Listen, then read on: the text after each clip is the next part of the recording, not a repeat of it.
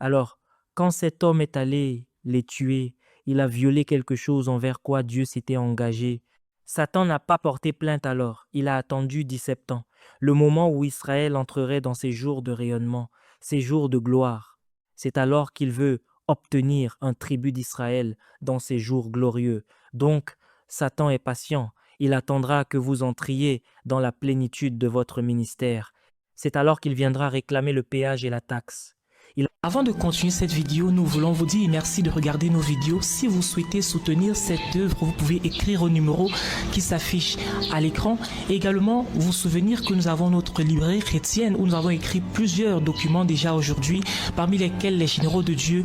Donc, le lien dans la description de cette vidéo ou bien écrire au numéro qui s'affiche.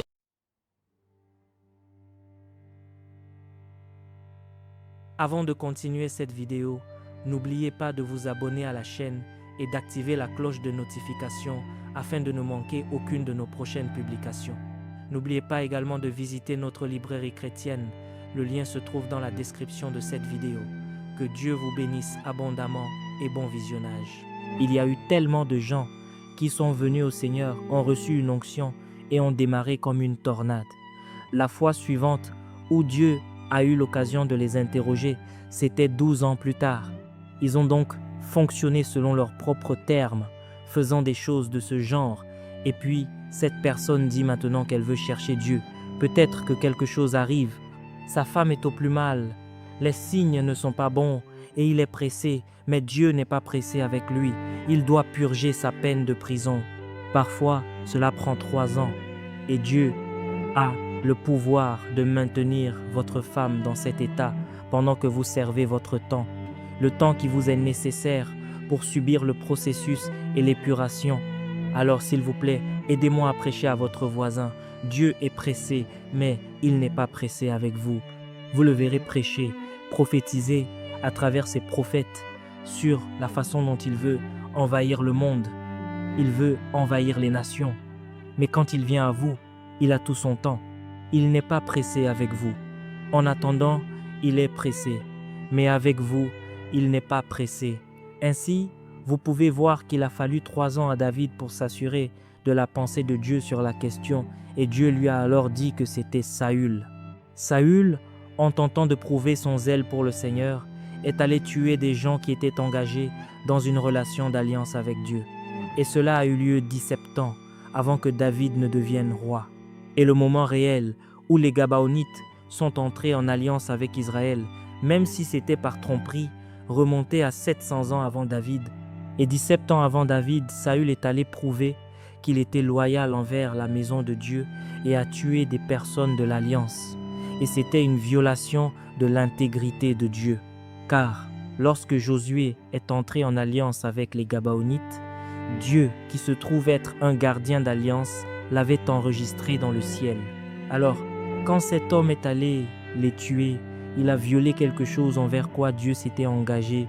Satan n'a pas porté plainte alors, il a attendu 17 ans, le moment où Israël entrerait dans ses jours de rayonnement, ses jours de gloire. C'est alors qu'il veut obtenir un tribut d'Israël dans ses jours glorieux. Donc, Satan est patient, il attendra que vous entriez dans la plénitude de votre ministère. C'est alors qu'il viendra réclamer le péage et la taxe. Il attendra que vous deveniez l'homme du moment. C'est à ce moment-là qu'il ira porter plainte. Tu sais qu'il y a une violation ici. Et c'est toi qui as décidé que ton trône fonctionnerait par la justice. Moi, mon affaire est ce qu'elle est, mais c'est toi qui as décidé de fonctionner par la justice. D'accord, compte tenu de tes propres normes, nous avons une situation ici. Et parce que c'est une cour de justice, de jugement et d'équité, Dieu devra donner à Satan l'autorité de manipuler la situation comme il lui plaît. Et c'est pourquoi il a décidé d'apporter quelque chose qui affecterait tout le monde dans le pays. Il ronge la gloire des jours rayonnants. Venez avec moi dans le livre de Luc. Luc chapitre 22, verset numéro 31, Luc 22, verset 31, et le Seigneur dit « Simon, Simon, y a-t-il quelque chose là qui n'est pas censé s'y trouver? Ce devrait être Pierre. Pourquoi est-ce Simon? D'accord, monsieur, soyez patient, soyez patient. » Jésus en a fini avec ce nom de Simon depuis longtemps parce qu'en raison de la révélation de Jésus qu'il a obtenue, il a eu un changement de nom. Il a été capable de saisir l'identité de Jésus et aussi de saisir son ministère. Car tu es le Christ, cela fait référence à la fonction pour laquelle il a été ordonné et au ministère qu'il exercera lorsqu'il arrivera au ciel après avoir satisfait aux exigences de la justice divine. C'était donc sa fonction que l'homme a discernée, puis sa personne, tu es le Christ, la fonction, tu es le Fils du Dieu vivant, la personne.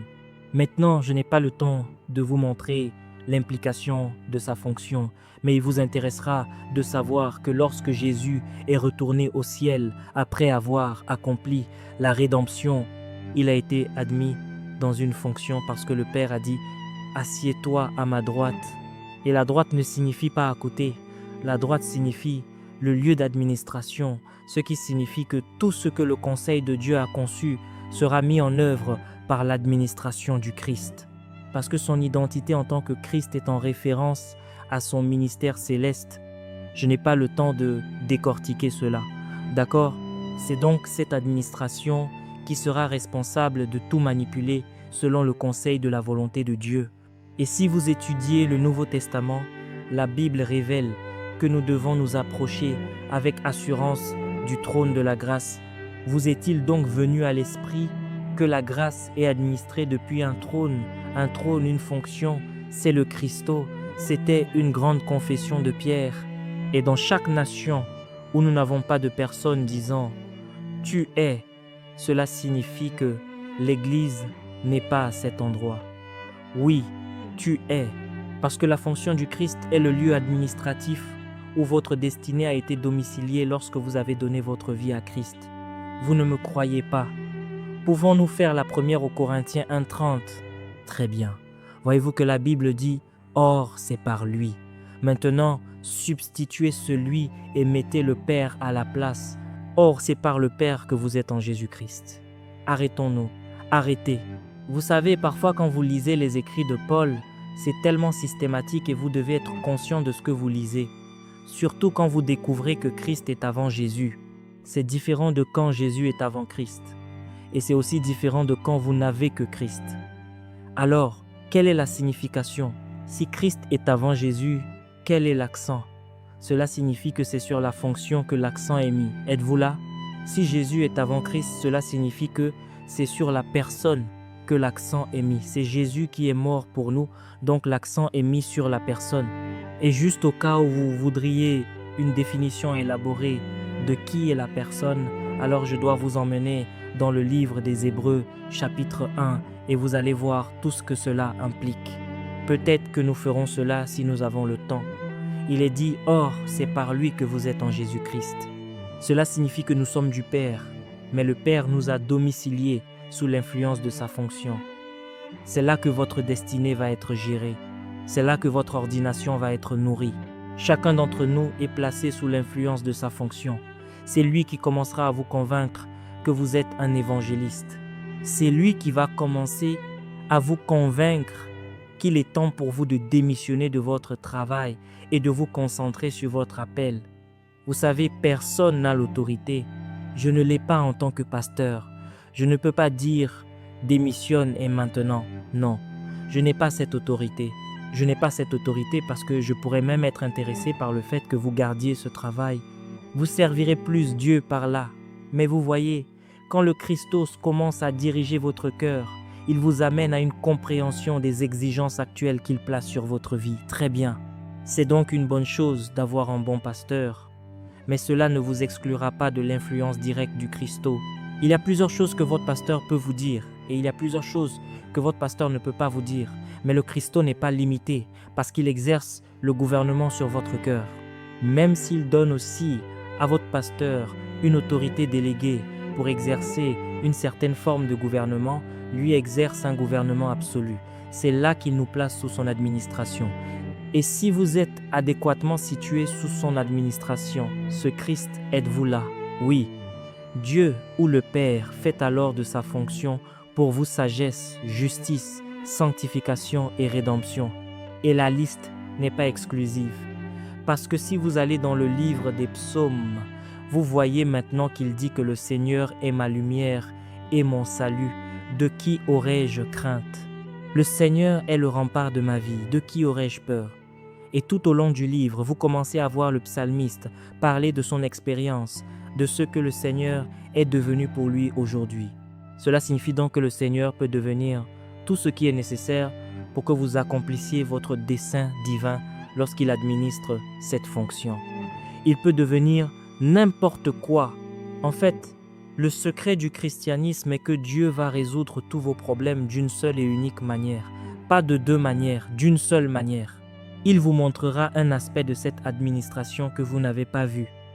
Et au moment où vos yeux s'ouvriront à cela, votre foi pourra être libérée pour commencer à interagir avec cette dimension. Et c'est ainsi qu'il va prodiguer la grâce sur votre vie et vous équiper pour la prochaine phase de votre ordination. Maintenant, ce sont des questions cruciales. Êtes-vous avec moi? Très bien. Alors à cause de cela, nous pouvons juste... Je m'égare. À cause de cela, laissez-moi aussi vous montrer qui est le Fils de Dieu. Parce que la grande confession était quoi? Tu es le Christ et tu es le Fils du Dieu vivant. J'ai donc dû ouvrir cette écriture pour le montrer. Parce que si je vous demande ce qu'est un Christ, la plupart d'entre vous diront « loin est son onction ».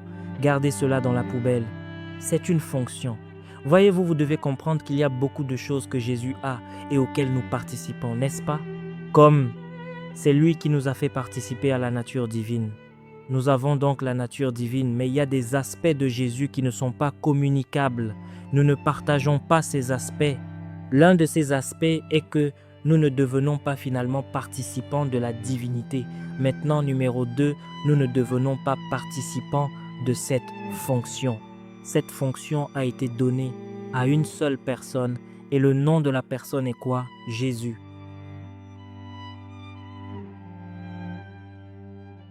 Merci d'avoir regardé cette vidéo. N'oubliez pas de télécharger notre livre Les Généraux de Dieu pour davantage connaître l'histoire de ces généraux de Dieu. C'est plus de 100 histoires inspirantes, 25 biographies à l'intérieur. Que Dieu vous bénisse abondamment.